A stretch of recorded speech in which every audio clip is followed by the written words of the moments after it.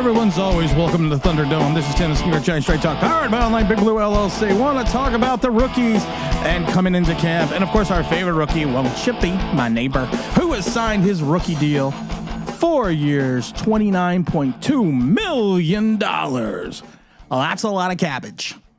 But, of course, that's what you get when you're the 6th overall pick. I mean, like it is what it is. You kind of already knew what he was going to get paid. It's not really a shock or anything in reference to that. Noting that he will get a $18 million signing bonus. It is what it is. You got, he's the sixth overall pick. So you knew that nut was going to be a big number. Well, I forgot that's what she said. That's the button. You knew that nut. Let's do that again. Take two. You know that nut's going to be a big number. That's what she said. But that's what you get when you draft 6 overall. There's this consensus. There's this thought process that he's coming in here to be the next Odell Beckham Jr. I would kind of just like him to be the first Malik Nabers. I always hated going back and giving comparisons to wide receivers or running backs or anyone, because of the fact that it's a disservice that you are comparing them to a great. And most of the time you do that. Sometimes you compare them to players that aren't so great. But most of the times you are comparing them to an all-time franchise great. Now, you could love Odell, you could love OBJ, you could hate OBJ. But at the end of the day, he is one of the best wide receivers ever to put on a jersey for the New York Giants. You can go all the way back to, the likes of home. If you want to look at explosiveness, you always go back to the likes of like Homer Jones. And yes, Homer Jones was the inventor of the spike. I'll let people Google that. People aren't aware of that. People are also unaware that Chuck and Charlie Conley, 2-time NFL MVP and NFL champion for the Giants, is the original Marlboro Man. A lot of people don't know that as well. A lot of fun facts in Giant history in these days. But like I said, you have them come in.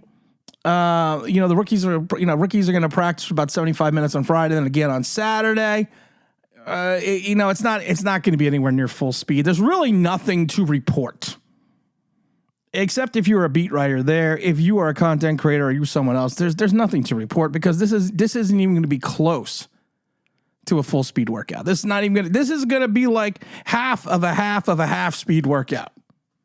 That's the way you got to look at it. The biggest thing is what you're going to look at is going to be the fact that you're going to take a look at these undrafted free agents that are coming in here. People that are coming in based on a tryout practice. So those are the people you really are going to look at more. And they're the ones that are really going to have to show something. And you hope that they do, because they want to come back and they want to get invited. You hope. We're here because you're looking for the best of the best of the best, sir. You're hoping you're going to be the best of the best of the best, sir. So everyone's got to take everything they see with a grain of salt. And they're not going to. You're not going to. I already see it. I don't even need to go on Twitter and I see it. Nabers makes a catch or does something. He is the greatest wide receiver in Giant history. I had to see yesterday how Allen Robinson, the signing of Allen Robinson was just so great. And I got in trouble because I said, yeah, this signing would have been good 4 years ago or 3 years ago. Or people forget, he was the one that we initially started targeting before we ended up with bringing you the smooth sounds of Kenny G. 72 million. Not worth it, as you can plainly see. One of the things we also haven't talked about yet, and I haven't seen it yet, is with the signing of Allen Robinson and the Nathan Rook. The Giants are going to have to create a roster space. So there's going to be 2 moves that are going to be coming down the pike. As we're probably doing this show, these 2 moves may have happened. So we got to kind of see what's going to go on again. I love it because with the Allen Robinson, everyone's like, well, now they can release Darius Slayton. That was one of the other dumbest things I've ever seen. Your wide receiver room, you got Isaiah McKenzie, you got Allen Robinson, 2 guys that are basically, in my mind, basically over the hill. Basically done with. You got a rookie. You got a second-year player in Hyatt who's coming back and needs to figure out how to get off the line. You got Mr. Hodgins, who basically flamed out last year. And you got a 5'7" Smurf, in my opinion, should be moved to a third down Dave Mega type running back. But that's okay. People are like, we could save $3.8 million if we release him.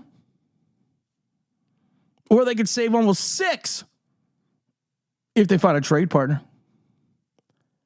This is the only thing. This is the other thing I always get delirious about with people. Think about this for a minute. Unless you really need a wide receiver, and honestly, you're not going to make a trade for a wide receiver right now. You're not going to do that after you just went through the draft and there's still free agents available. Just look at Allen Robinson signing. Certain segments of the Giant fan base thinks that we're just going to trade people because we are going to bamboozle other teams and pull the wool over their eyes by trading them Darius Slayton and saving all that cap space. Or teams could just honestly wait for Darius Slayton to get released. Because more than likely he's not going to clear waivers, but more likely the team you're going to trade him to is going to be a team that's probably not that good because they're probably going to be wide receiver needy. I just wish people would think sometimes. And I'm not asking for a lot. I'm just asking for people to think. We also have the Brian Dable losing all that weight, which I think is fantastic for him. My wife says it all the time. He eats his emotions. And so he was gaining more and more weight during the season. And I love it because I've already seen the first one. The wide receivers are at the far end of the field, but here's a Malik Nabers grab. Oh my God. You know, I know what I want to do sometimes, just kind of turn off the mic and come back during preseason. Because it's just like, it's the stupidity that gets me. I love that one person, they wrote on my comment section, which I thought was hilarious. They go, you know, really and truly, Tim, you suck. And I said, so does your mom. Oh, but you know what? I don't care. We do this for the fun of it. We do this because everyone's having a good time. But like I said, welcome aboard to all the rookies. Welcome aboard to all people that have already signed a contract. Welcome. It's good to see Nabers in camp. It's good to see Brian Dable losing some weight. And you know what? We've said it before. Let's go Knicks. One last Nick comment. I guess it was Draymond Green yesterday. He did a podcast. And he's got a lot of time to do podcasts because, you know, he got knocked, about what's going on. And he's like, the Knicks are a fluke and they're going to be a heartbreak. Yeah, 1,000%. The Knicks are a fluke. The injuries alone and the issues that they're playing with should preclude them for being where they're at and doing what they're doing. But they're still doing it. And that's what makes me excited. I don't know what's going to happen with this series. I don't know what's going to happen with OG Anunoby and his injuries. Don't know what happened with Jalen Brunson in the foot. Have no idea if the Iron Man Josh Hart can keep playing 48. You got to hope that DiVincenzo keeps ratcheted up. You have to hope my precious, finds a way to help the Knicks as much as possible with Mitchell Robinson down. But you know what? As a fluke, it's the greatest fluke ever. The only thing that pisses me off is I could literally fly a round trip to Indiana, get a hotel room, get lower level tickets to watch the Knicks in Indiana. That it would be cheaper than me coming over here and just getting 2 seats upper level for the game on Tuesday night. Got a big old live stream on Saturday. Maybe we might have that live stream at 9:30.